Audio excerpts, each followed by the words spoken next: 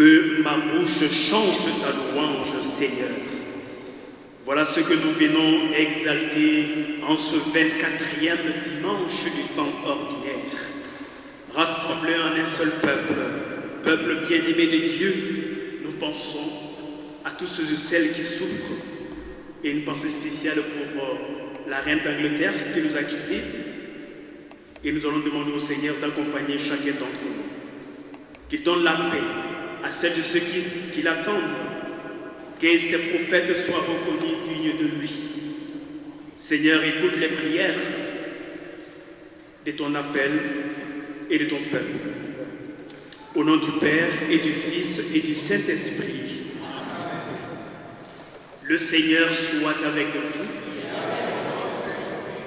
Bien chers frères et sœurs, célébrons notre Sainte Eucharistie en reconnaissant d'abord que nous avons péché.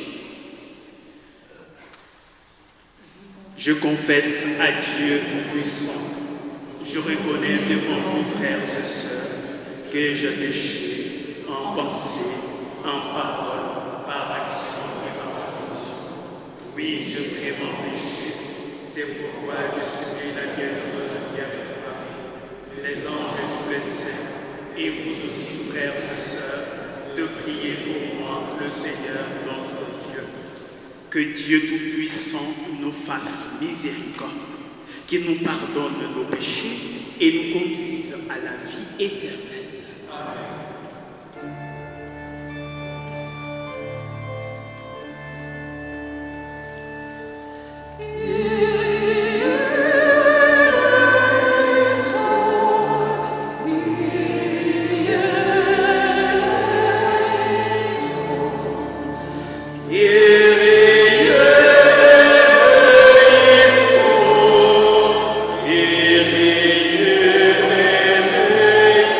Christ.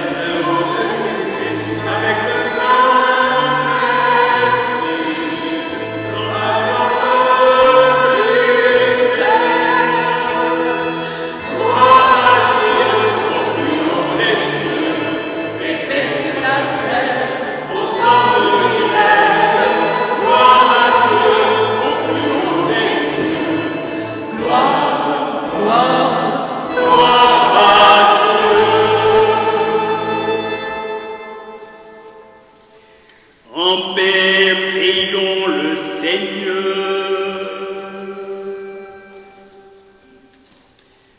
Dieu créateur et maître de tout, pose sur nous ton regard, et pour que nous ressentions le fait de ton pardon, accorde-nous de te servir avec un cœur sans partage. Par Jésus-Christ, ton Fils, notre Seigneur, qui vit et règne avec toi dans l'unité du Saint-Esprit, Dieu pour les siècles des siècles.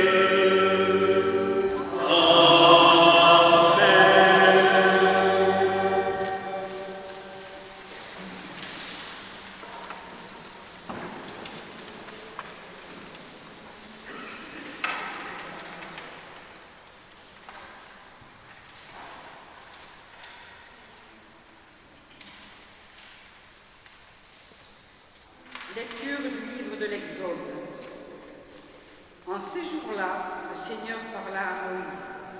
Va, descends, car ton peuple s'est corrompu, lui que tu as fait monter du pays d'Égypte. Ils n'auront pas mis longtemps à s'écarter du chemin que je leur avais ordonné de suivre. Ils se sont fait un veau en métal fondu et se sont prosternés devant lui. Ils lui ont offert des sacrifices en proclamant « Israël, voici tes dieux qui t'ont fait monter du pays d'Égypte. » Le Seigneur dit encore à Moïse « Je vois que ce peuple est un peuple à la nuque raide. Maintenant, laisse-moi faire. Ma colère va s'enflammer contre eux et je vais les exterminer. Mais de toi, je ferai une grande nation. » Moïse apaisa le visage du Seigneur son Dieu en disant « Pourquoi, Seigneur, ta colère s'enflammerait-elle contre ton peuple, que tu as fait sortir du pays d'Égypte par ta grande force et ta main puissante? Souviens-toi de tes serviteurs, Abraham, Isaac et Israël, à qui tu as juré par toi-même. Je multiplierai votre descendance comme les étoiles du ciel. Je donnerai, comme je l'ai dit, tout ce pays à vos descendants, et il sera pour toujours leur héritage. » Le Seigneur renonça au mal qu'il avait voulu faire à son peuple. Parole du Seigneur.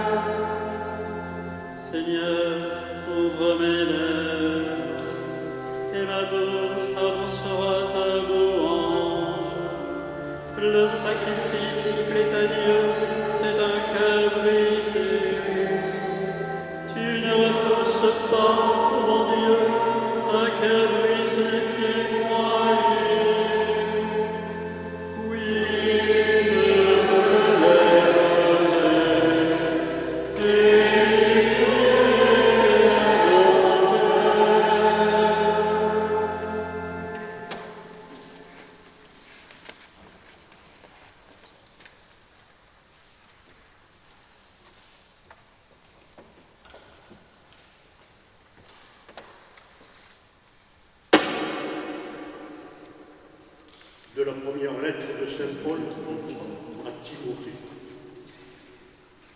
Bien-aimé, je suis plein de gratitude envers celui qui me donne la force, le Christ Jésus notre Seigneur, car il m'a estimé digne de confiance lorsqu'il m'a chargé du ministère, moi qui étais autrefois blasphémateur, persécuteur, violent. Mais il m'a été fait miséricorde, car j'avais agi par ignorance, n'ayant pas encore la foi. La grâce de notre Seigneur a été encore plus abondante avec la foi et avec l'amour qui est dans le Christ Jésus. Voici une parole digne de foi et qui mérite d'être accueillie sans réserve. Le Christ Jésus est venu dans le monde pour sauver les pécheurs. Et moi, je suis le premier des pécheurs. Mais il m'a été fait miséricorde, c'est afin qu'à moi, le premier, le Christ Jésus montre toute sa patience pour donner un exemple à ceux qui devaient croire en lui en vue de la vie éternelle. Ô roi des siècles, Dieu immortel, invisible et unique, honneur et gloire pour les siècles des siècles. Amen. Parole du Seigneur.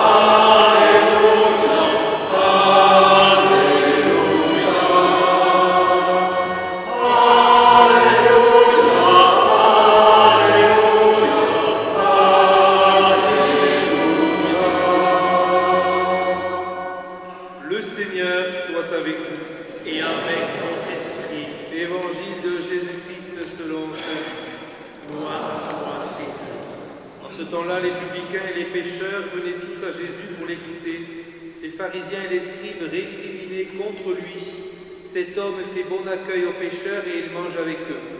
Alors Jésus leur dit cette parabole.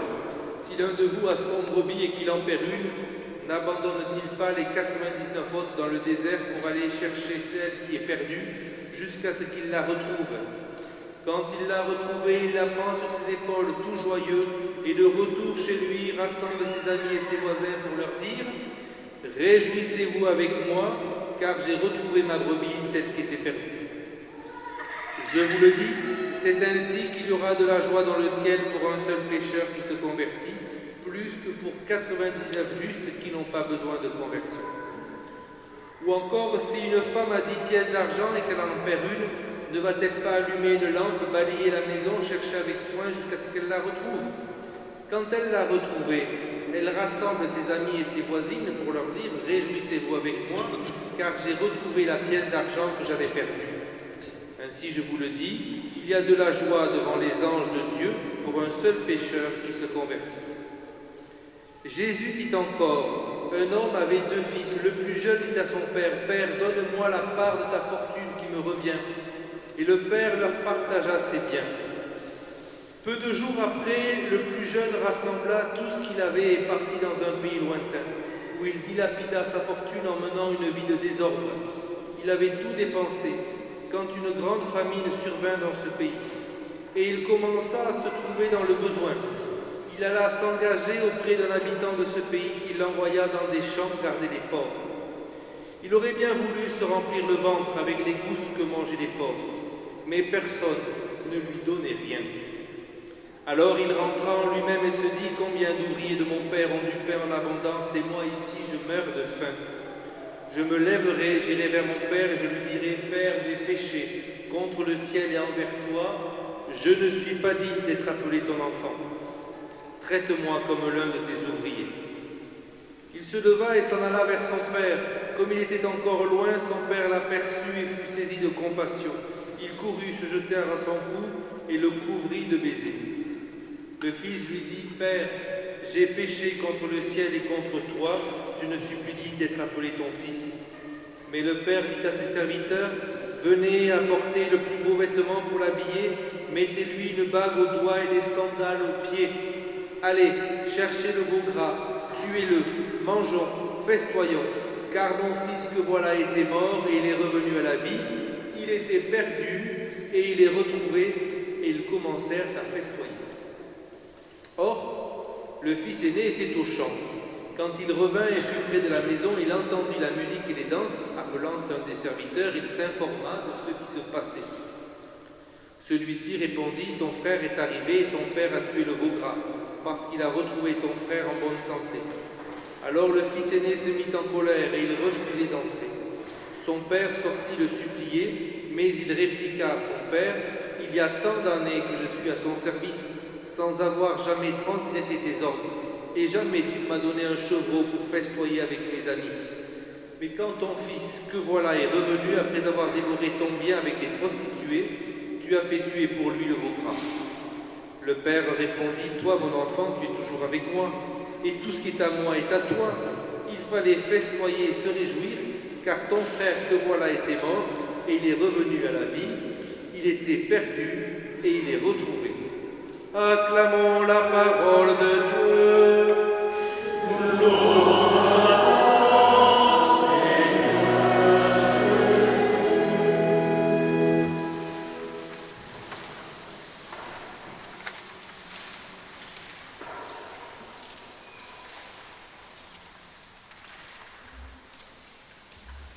Voilà, chers frères et sœurs, évidemment, la parole de Dieu vient toujours à point nommé pour réveiller en nous une partie de ce qui constitue notre humanité, notre finitude, notre petitesse. Cette petitesse au regard de la profondeur et de l'immensité de la bonté divine. Et en même temps, cette parole de Dieu, eh bien, nous montre les pages qui nous font lire que nous sommes investis dans la profondeur de cette relation filiale à Dieu et que nous sommes des enfants de Dieu. Pas que simplement des enfants de Dieu, mais que nous sommes de véritables enfants de Dieu, des enfants bien-aimés de Dieu. À chacun de nous d'en prendre conscience, à chacun d'entre nous ici présents, de savoir l'intégrer dans sa vie de tous les jours. Et en avançant, de se dire, oui, j'avance. J'avance parce que je porte en moi ces statuts d'enfant de Dieu. Et en même temps, on voit que l'approche de Dieu, c'est-à-dire sa démarche envers l'être humain, elle est tellement belle, elle est tellement merveilleuse, elle est si profonde que, évidemment, nous en abusons parfois. Et en commençant par moi-même, Père Paul, je vais vous raconter un petit peu cette phase, cette petite histoire qui marque une partie de ma vie et qui est vraiment comme une analogie à l'attitude du peuple d'Israël. Et ce peuple dont le premier texte nous parle, vous le voyez, c'est un peuple évidemment qui suscite un petit peu de la compassion, qui suscite parfois de la pitié.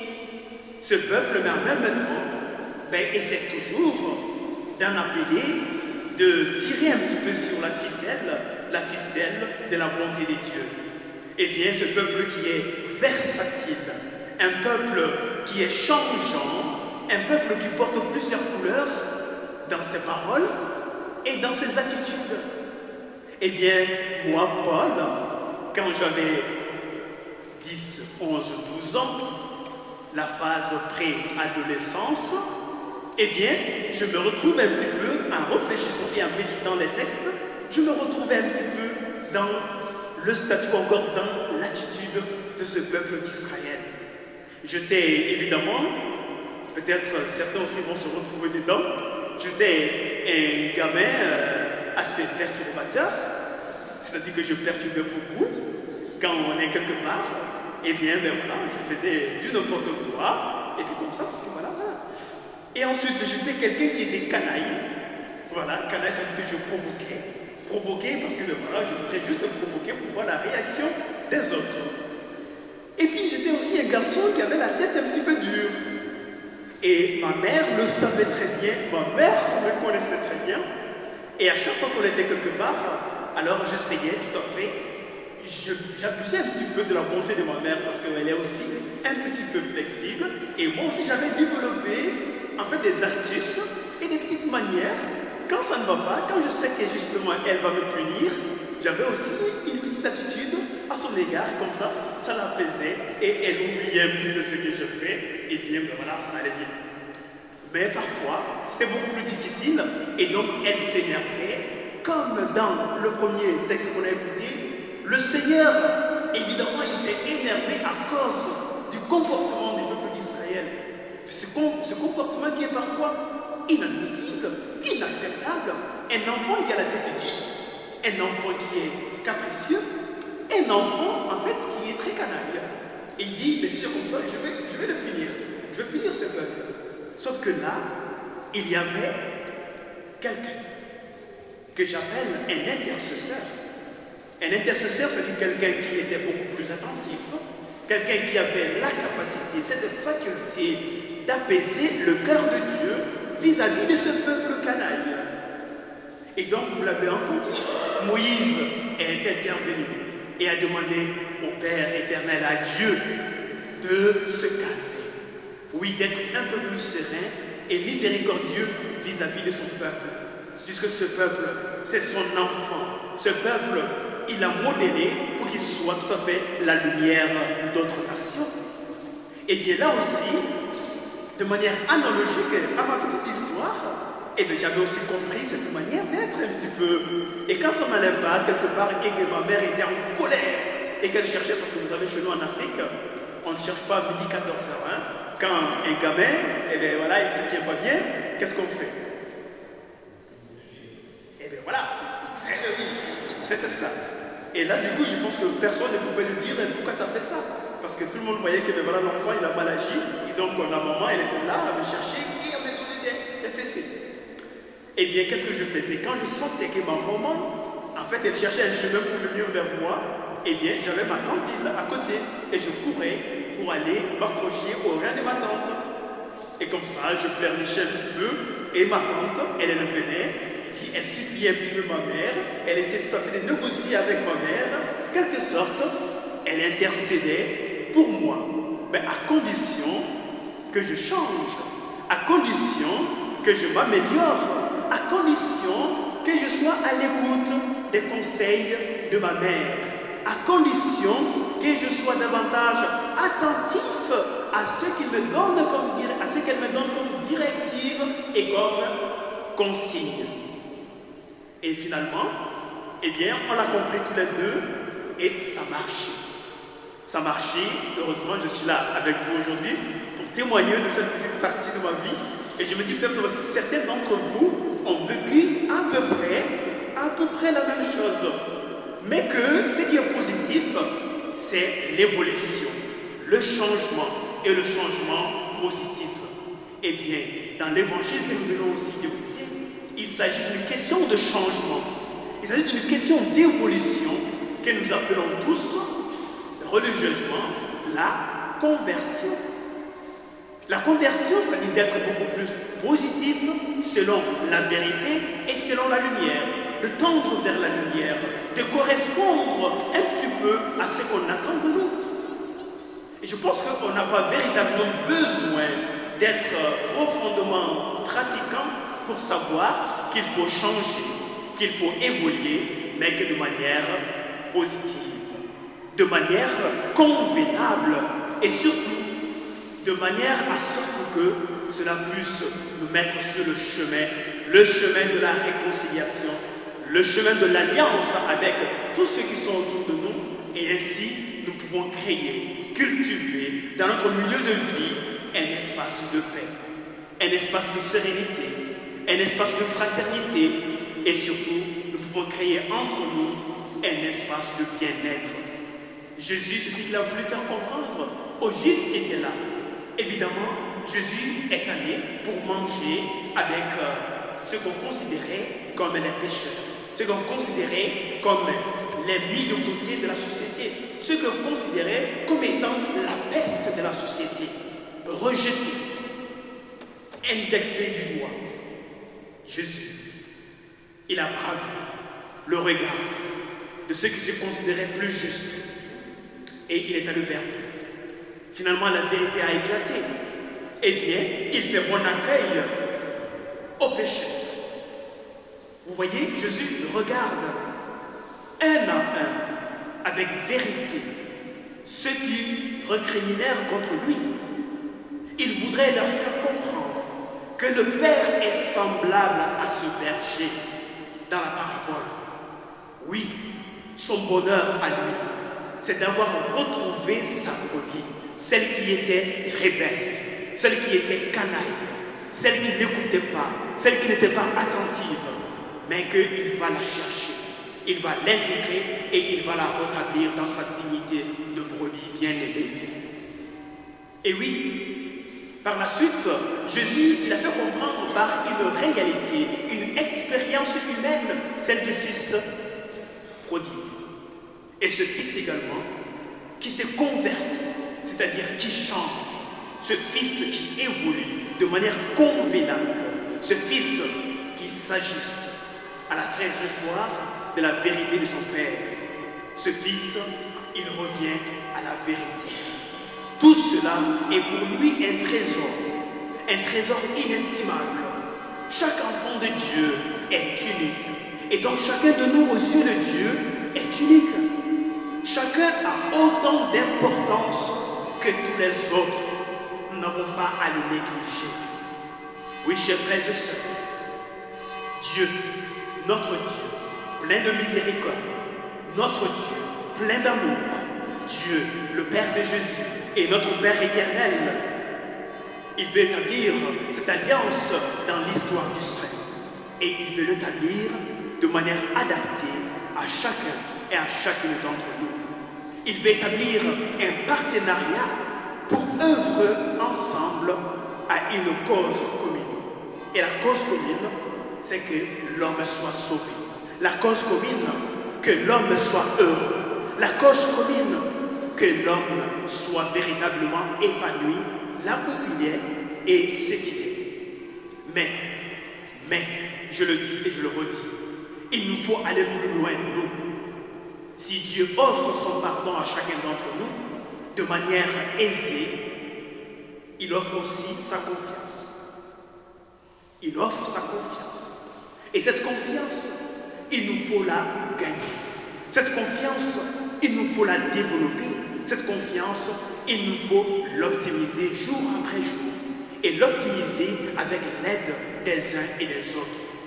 Vous voyez, chers frères et sœurs, la vérité, elle sort de ces paraboles que nous venons d'entendre. Ces belles paraboles nous disent l'amour démesuré. Oui, j'ose prononcer le mot démesuré. L'amour démesuré de Dieu. Il est comme ce Père qui a les bras grands ouverts pour accueillir son Fils bien-aimé. Et il nous accueille. Et donc, chaque retrouvaille avec Dieu dans notre cœur est source d'une grande joie, source d'un grand bonheur inestimable. Nous devons nous réjouir donc de ce visage éclatant, ce visage de miséricorde de Dieu, de sa patience envers nous. Nous devons nous réjouir davantage de son immense bonté, toujours à la recherche de ce qui est perdu. Oui, chers frères et sœurs, rappelons-nous ce que l'évangéliste Saint Jean nous disait. Bien-aimés, puisque Dieu nous a tellement aimés, nous devons nous aussi nous aimer les uns les autres. Le don de la miséricorde de Dieu, le don du pardon de Dieu n'est pas anodin. Il est donné gratuitement pour que nous aussi, nous puissions le donner gratuitement. Alors Dieu, lui, il a fait preuve de sa grande miséricorde, de grâce et de pardon à l'égard de chacun de nous. En conséquence, à chacun d'entre nous, à notre tour, soyons indulgents, soyons vigilants les uns à l'égard des autres. Soyons perspicaces et soyons davantage persévérants à accorder le pardon et à accueillir le pardon des autres. Que l'Esprit de Jésus nous éclaire pour cela. Que l'Esprit de Jésus comble le cœur de chacun de nous pour accomplir véritablement cette mission, l'accomplir avec humilité, avec simplicité et l'accomplir avec joie. Et qu'il bénisse chacun de nous, le Père, le Fils et le Saint-Esprit. Amen.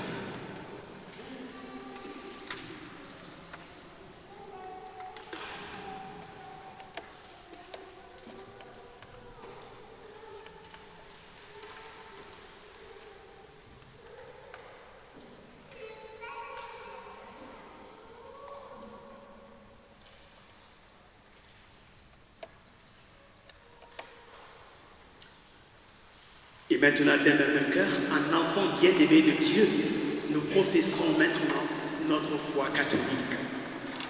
Je crois en Dieu, le Père Tout-Puissant, Créateur du ciel et de la terre, et en Jésus-Christ, notre Seigneur, qui a été conçu du Saint-Esprit, est né de la Vierge Marie, a souffert sous Ponce Pilate, a été crucifié, est mort et a été enseveli, est descendu aux enfers.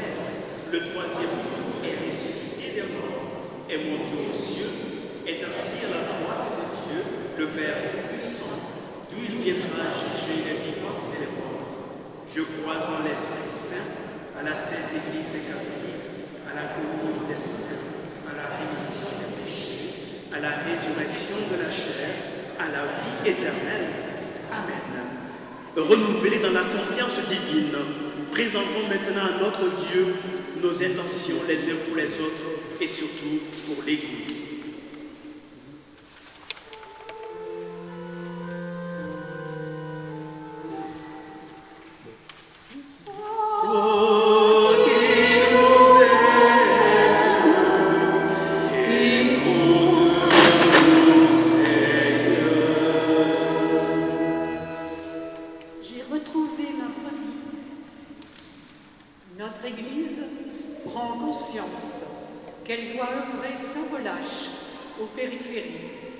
Afin de rejoindre tous nos frères.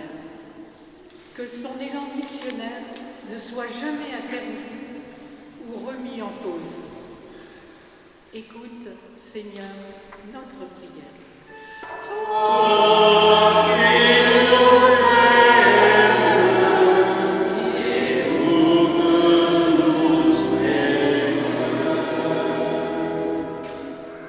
J'ai péché contre toi. Le monde est déchiré par les violences de toutes sortes. Guide les responsables sur le chemin de la fraternité et d'une plus grande attention aux pauvres et aux exclus. Écoute, Seigneur, notre prière.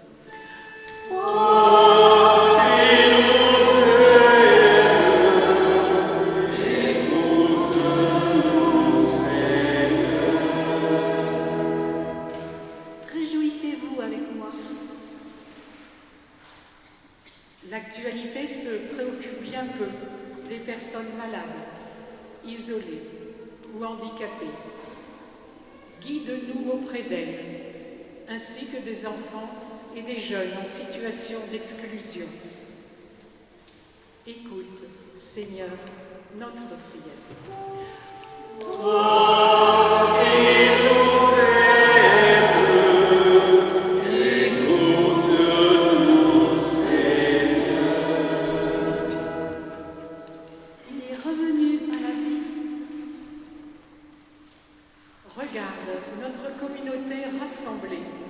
et aide-nous à être les témoins de la miséricorde et de la joie auprès des enfants, qui commence une année de catéchèse.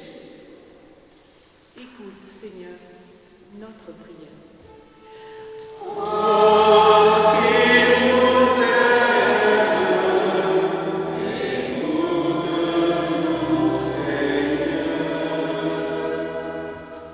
Cette semaine, nous avons accompagné à sa dernière demeure M. Jean-Claude Brassamin. Seigneur, accueille-le dans ton paradis avec tous tes élus. Nous t'en prions. Toi qui nous aimes, écoute-nous, Seigneur. Dieu de bonté et plein de miséricorde, nous te supplions de bien vouloir exaucer les prières que tes enfants viennent de te présenter. Nous te le demandons par Jésus, le Christ, notre Seigneur. Amen.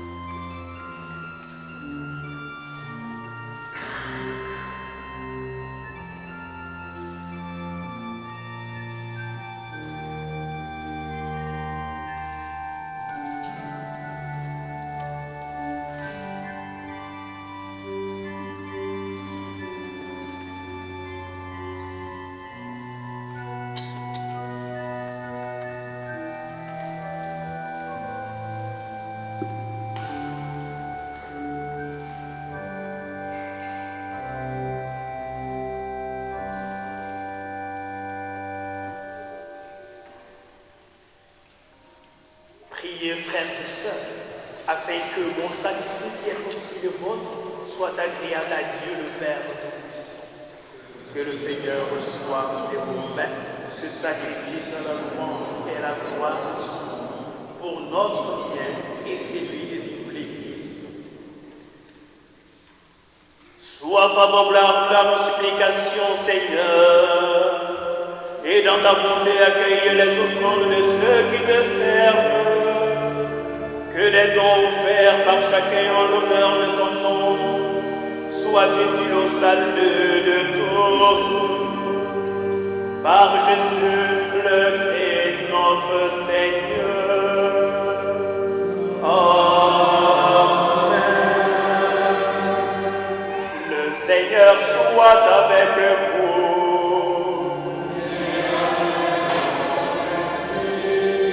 Élevons notre cœur, nous le tournons vers le Seigneur. Rendons grâce au Seigneur notre Dieu.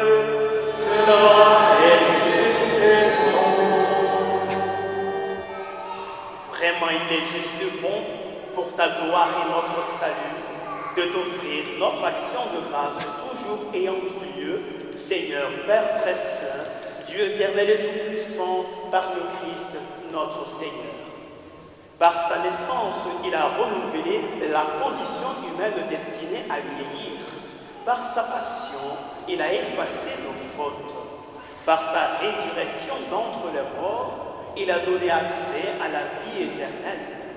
Et par son ascension auprès de toi, notre Père, il a ouvert les portes du ciel.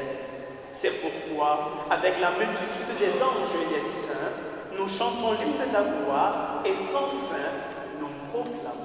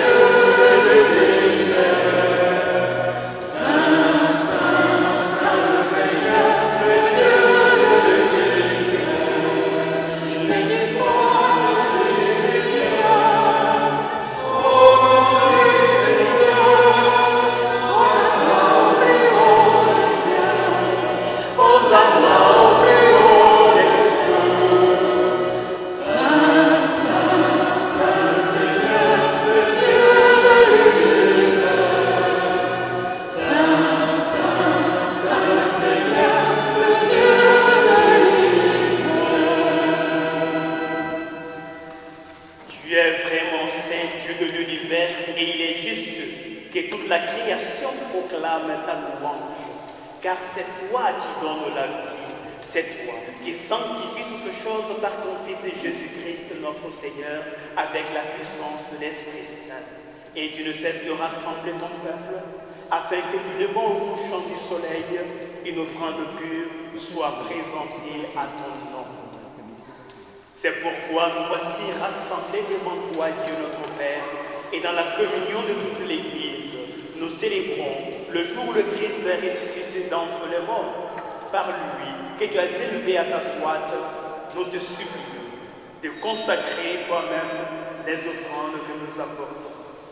Sanctifie-les par ton esprit, pour qu'elles deviennent le corps et le sang de notre Seigneur Jésus-Christ, qui nous a dit de célébrer ce mystère. La nuit même où il fut livré, il prit le pain, en te rendant grâce, il dit la bénédiction, il rompit le pain et le donna à ses disciples en disant, prenez et mangez-en tous, ceci est mon corps livré pour vous.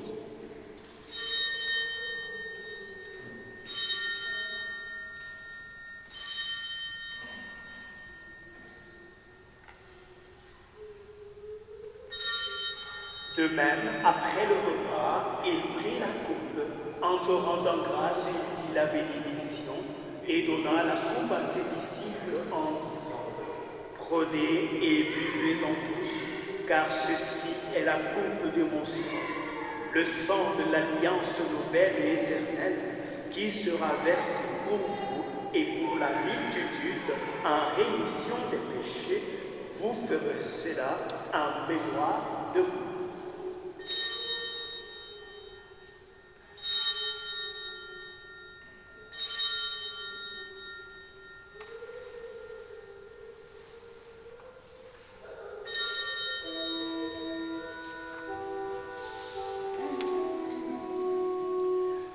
Proclamons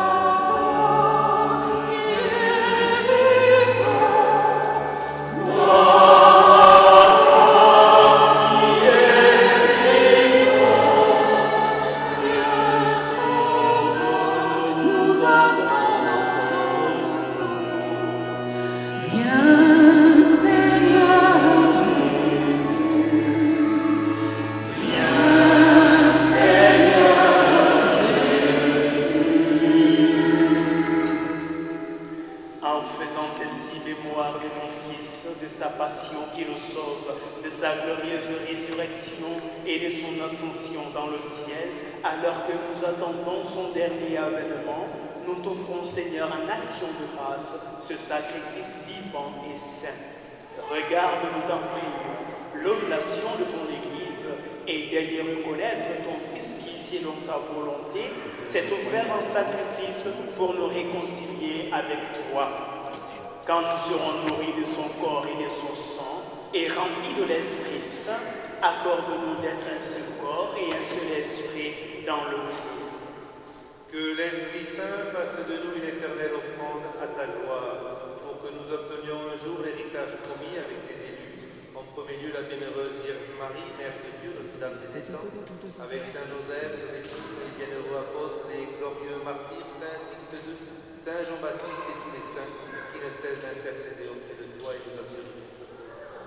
Et maintenant, nous te supplions, Seigneur, par le sacrifice qui nous réconcilie avec toi, étends au monde entier le salut et la paix. Affermis ton Église en pèlerinage sur la terre, dans la foi et la charité, en union avec ton serviteur, notre pape François, notre administrateur Alain, l'ensemble des évêques, les prêtres, les diacres et tout le peuple que tu as racheté. Écoute en ta bonté les prières de ta famille que tu as voulu rassembler devant toi, et dans ta miséricorde ramène à toi, Père présent, tous tes enfants dispersés. Pour nos frères et sœurs défunts, pour celles et ceux qui sont confiés à notre prière ce soir, et pour tous ceux qui ont quitté ce monde, qu'ils trouvent grâce devant toi, nous te prions. En ta bienveillance, accueille-les dans ton royaume, nous espérons être fondés de ta gloire, tous ensemble et pour l'éternité, par le Christ notre Seigneur, par qui tu nous monde toute grâce et tout bien. Amen.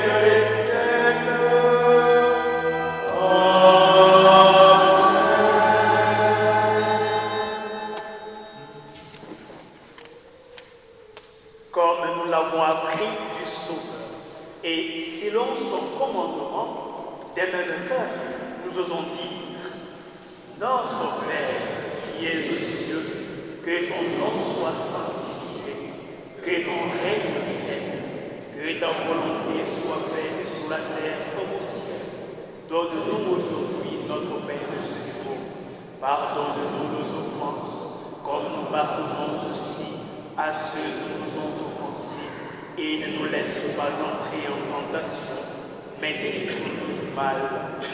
Délivre-nous du mal, Seigneur, et donne la paix à notre temps. Soutenus par ta miséricorde, nous serons libérés de tout péché, à l'abri de toute épreuve, nous qui attendons que se réalise cette bienheureuse espérance, l'avènement de Jésus-Christ, notre Sauveur. Car c'est à toi qu'appartiennent le règne, la puissance et la gloire pour les siècles des siècles. Seigneur Jésus-Christ, tu as dit à tes apôtres, je vous laisse la paix, je vous donne ma paix. Ne regarde pas nos péchés, mais regarde la foi de ton Église. Pour que ta volonté s'accomplisse, donne-lui toujours cette paix et conduis-la vers l'unité parfaite, toi qui règnes pour les siècles des siècles. Amen. Bien chers frères et sœurs, que la paix du Seigneur soit toujours avec vous. Amen. Dans la charte du Christ, je vous invite à échanger entre vous un signe de sa paix.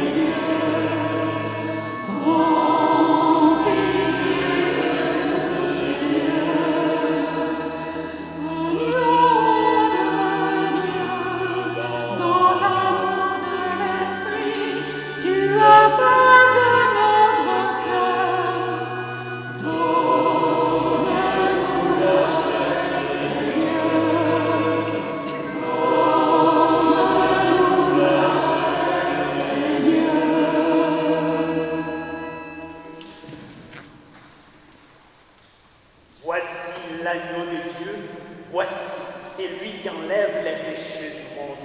Heureux les invités au repas des noces de l'agneau. Seigneur,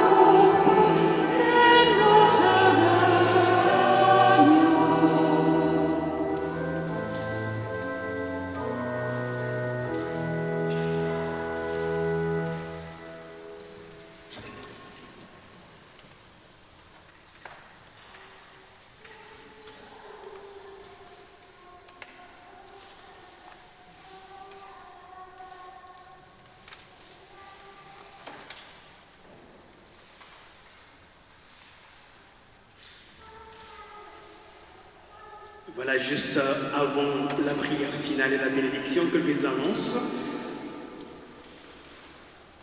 Déjà, merci à vous tous d'être venus ce soir.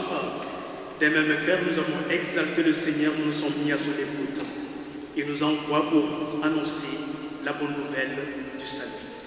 Et donc, depuis l'année dernière, nous avons mis en place sur la paroisse une soirée d'adoration, de louange à l'église Saint-Jean-Baptiste de Carnon. Eh bien, ça a bien marché l'année dernière et cette année, nous poursuivons le chemin. Et donc, je pense, voilà, mercredi prochain, à l'église de Carnon, donc à 19h, il y aura donc cette première séance, cette première session d'adoration et de louange à l'église. Elle est ouverte à tout le monde. Voilà, tous ceux qui peuvent se rendre pour louer le Seigneur, vous êtes invités à rejoindre le groupe animé par le Père Franck Conti. Et donc c'est la rentrée des classes, et donc la rentrée des paroisses, et donc la rentrée de nos communautés. Qui parle de rentrée, parle donc du catéchisme, de l'aumônerie. On est très heureux de voir que dans l'assemblée, il y a un certain nombre de jeunes. Ça me fait plaisir. Et ces jeunes qui sont là, évidemment, vous pouvez vous inscrire à l'aumônerie de Stella Maris, auprès de la sœur Louise, qui est à Palavas. Mais également, vous pouvez appeler, voilà, au bout du fil, et vous pouvez vous inscrire pour les différentes rencontres. Il y a l'aumônerie donc des élèves, mais également il y a le patronat, donc les enfants de 7 jusqu'à CP jusqu'en 6e, donc le patronat avec la sœur Louise. Et donc les inscriptions au catéchisme sur Péronne, vous pouvez le faire le mardi à 17h, surtout les mardis, de 17h à 18h30 à la chapelle des pénitents. Et il y aura une catéchiste qui vous accueillera pour l'inscription de votre enfant ou votre petit-enfant donc au catéchisme. Également, les mardis 30 août, ça s'est déjà passé, bien entendu. Le 6 septembre, ça s'est passé. Et donc, le 13 septembre, vous avez aussi la possibilité. Et le jour de la rentrée paroissiale, qui est le 20 septembre, à l'église, il y aura un stand pour le catéchisme. Donc, vous avez encore plein de possibilités pour inscrire vos enfants au caté. Et au fond de l'église, vous avez donc une table dressée sur laquelle vous avez la possibilité de vous procurer du vin d'Elborate. C'est du rouge, je pense, au final. Et la bouteille, elle est à 8 €. Il est très délicieux, ce vin. Si vous ne l'avez pas encore goûté, je vous invite à tenter. Et je pense que vous n'allez pas le regretter. Il est à 8 € et il est au fond de l'église. Il vous attend. Le Seigneur soit avec vous. Prions le Seigneur.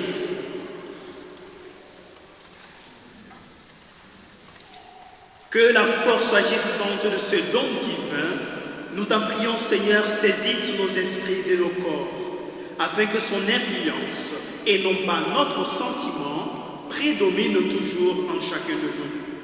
Par Jésus le Christ notre Seigneur. Amen. Et maintenant avec le Père Hervé, je vous invite à recevoir la bénédiction finale. Que Dieu Tout-Puissant et bienveillant vous bénisse.